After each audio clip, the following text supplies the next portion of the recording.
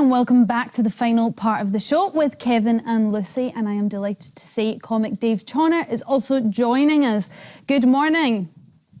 Morning. Good morning. How are you? I am fabulous. Now, last time we spoke to you, you were talking about comedy for coping course that you were doing. Now, I would ask you how it's going, but you've just been given a grant, so apparently very well. Yeah, pretty well. So thanks very much to the British Academy. We're now able to recruit people who have lived experience of eating disorders to teach them stand-up comedy as a method of recovery to engage people that perhaps wouldn't normally get involved in services. Now, tell us a little bit more about comedy for coping in general, because it wasn't just about eating disorders, was it? It was just about people struggling with their mental health. Yeah, wider mental health, exactly, Storm. So the idea is I am a stand-up comic. Some reviewers beg to differ, but I also have experience of mental ill health, and I really found using stand-up comedy helpful to build that confidence, that communication, that kind of connection with other people that a lot of people talk about when they go through mental health problems, to combat loneliness, but also literally provide a platform for people to stand up for themselves. So basically changing the way around, changing the tone around mental health and putting a positive on a very negative. And why are you now focusing on specifically eating disorders? You've got this grant now and you're ploughing this into that specific mental health issue. Why would that be? So I developed anorexia when I was a teenager, and I've always talked about my anorexia using comedy. And I suppose that's the thing that I kind of know most about from a lived experience perspective. But I think it's also one way of sort of narrowing that down and helping people. Then we're going to widen that out and look at mental health in general. It's really interesting. I mean, you've got lived experience in it, so it's almost like if you own it, you can talk about it, you can make fun at it, and that's absolutely fine. But comedy gets a real hard time for touching on subjects like that. How do you feel about that censorship of comedy? Do you think that that's healthy? I think it's brilliant that there is debate about freedom of speech. I think you've got to bear in mind a couple of things. One is ownership. So how much do you know about the topic you're talking about? Like if I wrote a set about what it's like being a Canadian single mother, I know nothing about that. Whereas Catherine Ryan, she does. I also think you've got to bear in mind if you're punching down, so belittling people, bullying them, or punching up, like using satire in order to critique politicians and people in power.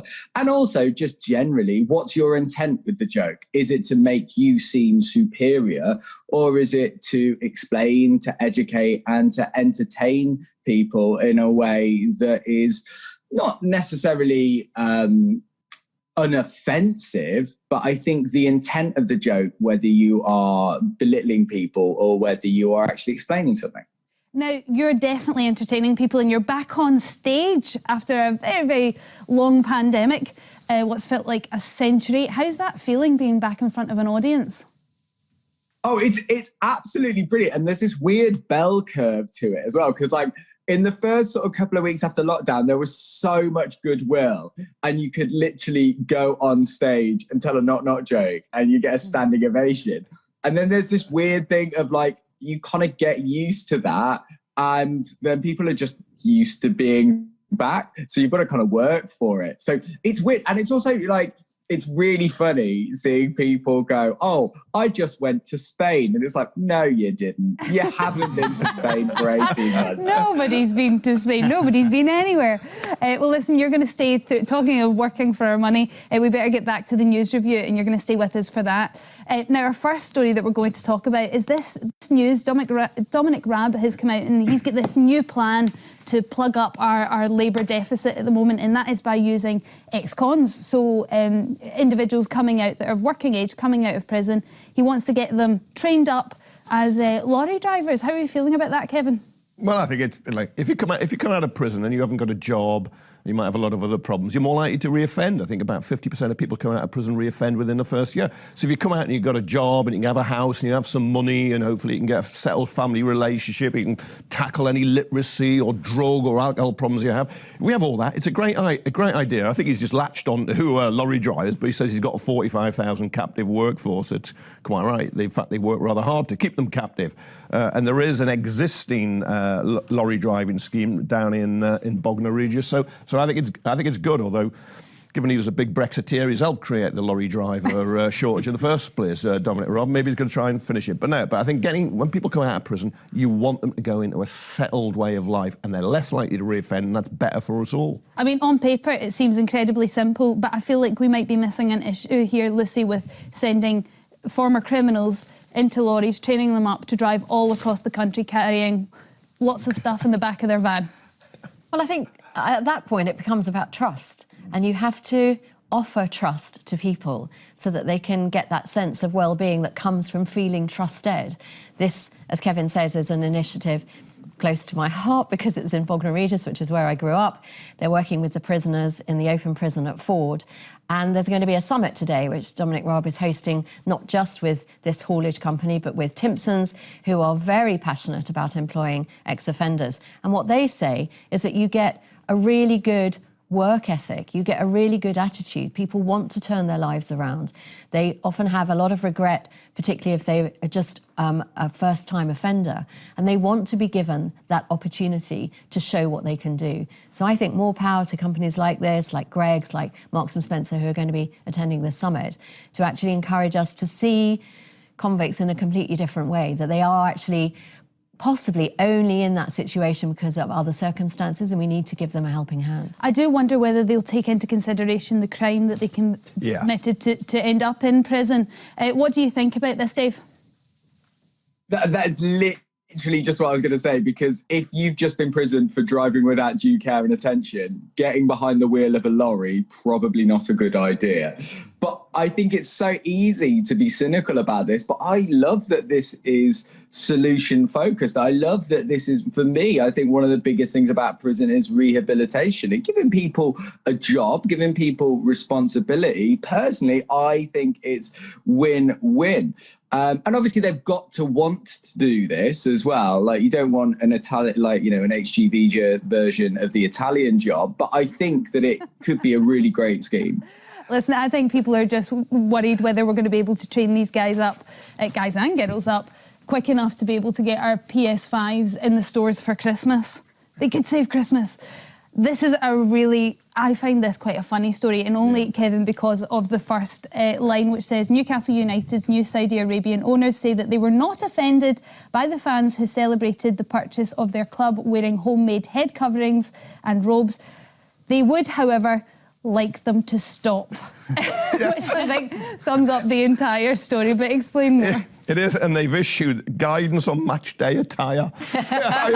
It's normally, would you please wear one of our £60 overpriced replica shirts and everything there. But this is because, right, Newcastle United are now owned by essentially the Saudi Arabians. There's a legal structure in place, but they're owned by the Saudis. Hugely controversial because of the terrible human rights record in Saudi Arabia. But when they first played against Tottenham Hotspur last Sunday, some fans turned up in headdresses. You know, some made tea towels, others, tried to get the old keffiyeh, the traditional Arab headdress, some in robes. And the owners are saying, look, we understand this is kindly and good intention, but could you please not do it, because it can be offensive. Bit offensive, yes. And you can understand it. You wouldn't blackface.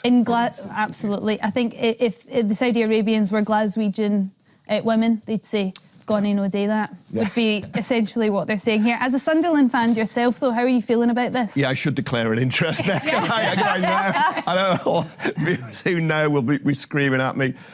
I don't like their new owner. I can see why the fans were so happy to get rid of Mike Ashley. They were wearing a lot of his gear on match days for a long time because he owns Sports Direct. But no, I think it's wrong. We've sold football. to other states, particularly those with very, very poor human rights records. James, are you a football fan?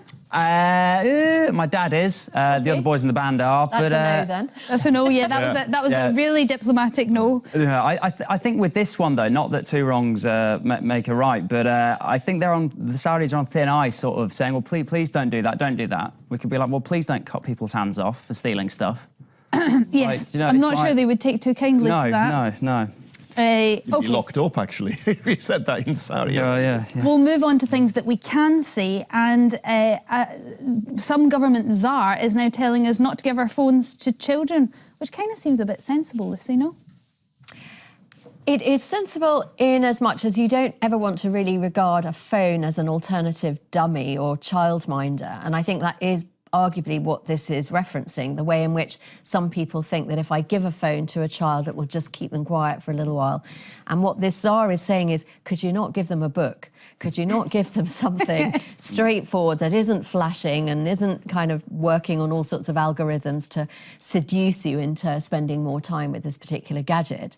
But the problem is that little children are desperate to be like the grown-ups.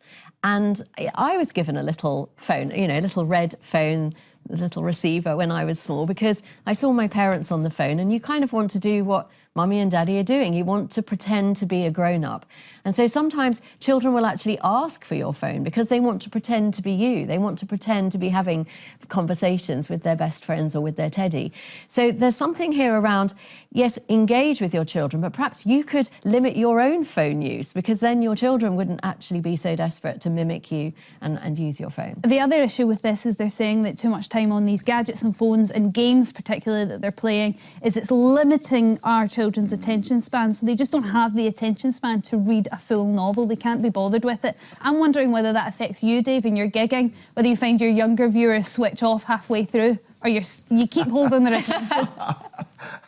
I love that, Storm, because you've just given me a get out of jail free card. It's not that I'm not good enough, it's that their attention isn't long enough. And that's what I'm going to use as an excuse now for Perfect. Well, I'm glad I've done that for you. I'm sure you don't have any of those troubles whatsoever. Okay, this will be great news for some, horrific news for others. Trump to launch new social media platform, Truth Social. Now, he's been talking about this for quite some time. He's obviously been kicked off of Twitter and Facebook. He's been suspended and of various social media accounts. So he's decided that in order not to curb his own free speech, he's going to start his own account. Now, it's interesting. One of my favourite quotes in this article says, "We live in a world where the Taliban has a huge presence on Twitter, but your favourite American president has been silenced." I thought Lincoln was dead. How's he? It is. And FDR and George Washington. Yeah, exactly. But his ego doesn't relent, and he will be setting it up next month with just invited guests, and then to the wider public, presumably at the beginning of next year in the first 3 months. Good idea?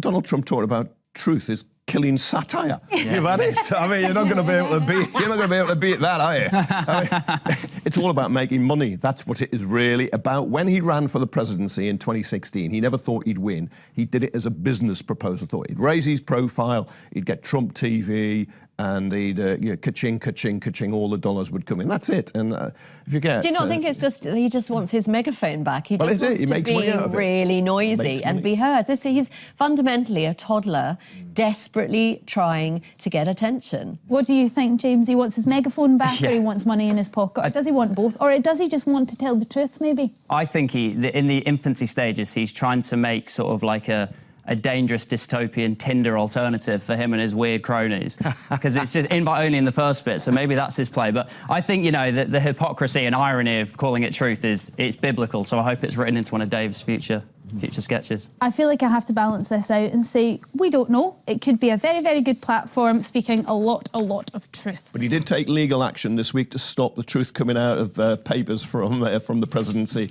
when they had the insurrection and the coup. I think it's very specific truth. So it'll be interesting to see what we end up talking about on that. Now we're going to go to Strictly Lucy. I think you've got this story for us. And Dave, sorry, you've got this story for us. And this is about body shaming. So this is Tilly Ramsay on Strictly. Yeah, I love this story. This is in Kevin's paper, The Mirror, but it's also been covered in lots of different other outlets and social media. It's Tilly Ramsay, who is a participant in this year's Strictly Come Dancing. Now, she's been criticised by a radio host who called her a chubby little thing. Now, just to let you know who Tilly Ramsay is, she's the daughter of Gordon Ramsay. So I think she's been through enough already. But I also think she has dealt with this brilliantly. I think she actually turned around and said to the radio host, you know what, I respect your right to talk about this sort of stuff, but please don't comment on my image. Talk about me as a person, talk about me as a dancer, but don't comment on my image. And as someone who's had anorexia, I think this is great. I think, honestly, with this story, it makes you wonder who's the 19-year-old and who's the 67-year-old. I think you're probably right. Yeah, it's nice that Tilly's handled this so maturely, isn't it, Kevin? Yeah, brilliantly. Because she'll be speaking for lots of other women and men. Lots of other people will relate to what she's saying. And Steve Allen has 2 hours of airtime to fill on the radio. He goes through the papers and he just makes lots of comments. But I think anyone in the 21st century with a brain cell would know, do not go there because it is so harmful and so offensive. I often hear Steve Allen in the morning, lots of taxi drivers tend to have him on, and I am amazed at how much airtime he can fill, and he just talks and talks and talks. And when you do that, sometimes things will slip up and you'll not use, complete rationale in everything that you're saying. So, I'm not going to forgive him for this. If people are offended by it, then it should be brought up with them. But it's nice that Tilly is not completely chastising him. I think it just shows how casual fat shaming is. Yes. People don't really realise that they're doing it, and they certainly don't understand the effect that it has on people, particularly younger people. She is only 19. She still has quite a lot of growing to do, actually, physically. Her body is still developing. And we say things to people and we don't necessarily realise how our words might wound them. How hurtful it is. What do you think, James? Completely agree with what Lucy said. I've been a fan of Steve for 7 years, but I think there has to be a point where, even if you're a fan of someone, you have to draw a line. And especially at the moment, all the conversations around women's safety, misogyny, male entitlement, I just think it's really, poor taste. And I'm baffled how that thought process happened, and those are the words that came out of his mouth. I have actually been watching Strictly, and Tilly has been doing incredibly well. From where she started to where she is now, her learning process has been absolutely incredible, and it's been really, really lovely to see. Her last dance, which was the one that we just seen, I'm not sure was her kind of thing, but she done it very, very well. She managed to remain very pole-faced, and for a CBBC presenter, it's quite difficult to do. OK, we're going to go on to the charity that's now become a little woke, Lucy. This is extraordinary because there is a hospice where a group of rugby players have traditionally, for probably about 15 years, been dressing up in drag to raise money. And they've had no complaints whatsoever. But now they have been told that actually what they're doing is offensive, which of course is completely ludicrous. Because I think if you take it to its logical conclusion, the commentary has been that dressing up in women's clothing might become offensive to the LGBTQ community. But where do you draw the line? Are we now going to ban pantomime dames? Are we not going to be able to have, the ugly sisters and the fairy godmother, who are traditionally played, I think, by men dressing up as women? That actually it's actually part of the British culture that you actually have that kind of thing happening. And it's fun, it's not demeaning, it's just... And of course, the problem is these men have actually raised over £40,000 for this hospice. So people are obviously not offended. They're actually enjoying what they're doing. But perhaps this is part of the British culture that needs changing, Kevin, and it's part of the British culture that we don't want to look at because maybe some of us still quite enjoy it. But if we look at it, it is always women, isn't it? They're dressing up as women. It's the ugly sisters. Yeah. It's the pantomime dame. We have the principal boy. The principal boy is usually played by a girl. I've no idea they're not intending to create any offence. That's unquestionably so. But there again, people who used to black up their faces. white Britons who'd back up their faces to imitate other people, weren't intending to create any offence, but it's now recognised that's offensive. We've just talked about Newcastle United don't wear what you think are mock Saudi Arabian outfits. I think it's in that tradition, and the hospice is saying they won't be able to advertise it anymore. I'm sure they would like the rugby players to raise money, but just do it in a different way. Dave, is the official on comedy here? Is this just a bit of fun, or do you think this is a bit offensive? I kind of agree with, but I see both sides. I do think it's quite a damning indictment that Lucy says it's part of British culture. I don't want to disagree with you, but men dressing up as women is part of British culture. I think it's a bit more diverse than that. And also, I think what's important to point out is that these blokes are, I think the joke comes from a man being dressed up as a woman, and actually the charity have said, in order to not cause any negative PR, in order to not offend anyone, we just think, let's go in a different direction. They're not telling them to not raise any money, but they could do something different. But equally, I can understand the chagrin of people worrying that we're changing too fast. I personally worry for the day that Mrs. Doubtfire is seen as transphobic. Oh, that is very interesting. Well, we wait for that day. It's not as yet. We're going to speak about Ed Sheeran now, James. Yeah. And he's making headlines because of the gifts he's giving. Absolutely. So Ed has come out and said that he gives 10 frozen lasagnas to his new parent pals, as he figured that they'll be too tired to cook, and often the mums in particular have forgotten, because all the gifts are normally for babies. So he's thinking, I'll give some food so they don't have to cook, which I think is quite a nice gesture. I think it's a blooming, brilliant idea. Kevin, your daughter's just had a little baby recently. She did, and all my presents went to her and the father, her husband, because everybody takes prezzies for the baby. Well, the baby doesn't even acknowledge them. It's not aware of it. Do you mean you don't get a thank you note? Exactly, no gratitude. But it is, you sustain the parents and then they can sustain the child. Now, I do that with everybody now when they have a baby. I always take something for them rather than the baby. Oh, what do you think, Lucy? It's too tempting to not buy the little baby grows and the little... They are very cute, but actually every single person I know always takes a present for the mother. Because anyone who's been through it will know what the woman has gone through. And actually, I've had a couple of occasions where the father has turned around and said, oh, don't I get anything? Which kind of shows you where everything's going to go in that relationship. I think it's a lovely gesture, but I love the fact that it's being promoted as if it's a novelty. I think this has been going on for a very long time. I only found out about this a couple of months ago, probably a week or two ago, at a dinner party where somebody suggested doing this for a friend of mine who has just had a baby, and I couldn't go over how fabulous the idea was. Dave, do you not think Ed's onto something here?